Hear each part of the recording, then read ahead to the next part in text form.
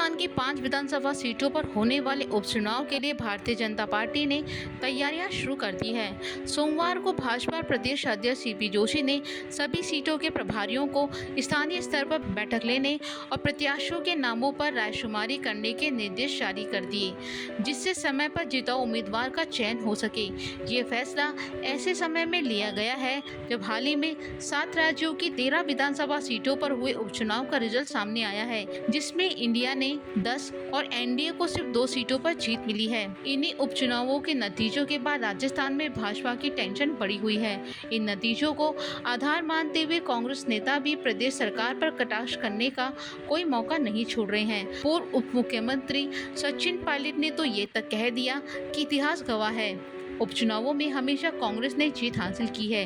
हम सभी 5 सीटों पर उपचुनाव जीतेंगे। हम पूरी ताकत से लड़ेंगे और हर सीट पर बेहतर उम्मीदवार उतारेंगे।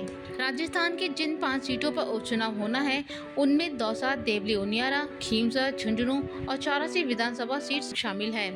इन 5 सीटों पर चुने गए विधायक लोकसभा चुनाव लड़कर सांसद बन गए हैं, इसलिए नवंबर में यह उपचुनाव होना संभावित है। 2023 के चुनाव में इन 5 सीटों पर 3 पर कांग्रेस, 1 पर आरएलपी और 1 पर बीएपी ने जीत हासिल की थी। इन चुनावों में भाजपा के पास खोने को कुछ भी नहीं है और पाने पर 5 सीटें हैं, इसलिए भाजपा नेता जीत का लक्ष्य लेकर आगे बढ़ रहे हैं। इसी के चलते 2 दिन पहले भाजपा कार्य समिति की बैठक भी बुलाई गई थी, जिसमें प्रदेश भाजपा के दिग्गज नेता समेत मध्य प्रदेश के पूर्व मुख्यमंत्री और केंद्रीय मंत्री शिवराज सिंह चौहान भी नजर आए। इस बैठक में वसुंधरा राजे की मौजूदगी ने सभी को ध्यान अपनी ओर खींचा था। ऐसा माना जाने लगा कि 2023 के विधानसभा चुनाव में इनएक्टिव रही राजे इस बार उपचुनाव में अपना योगदान दे सकती हैं, जिससे न सिर्फ भाजपा में चल रहे अंदरूनी कलह खत्म होंगे, बल्कि पार्टी का जनाधार भी मजबूत होगा।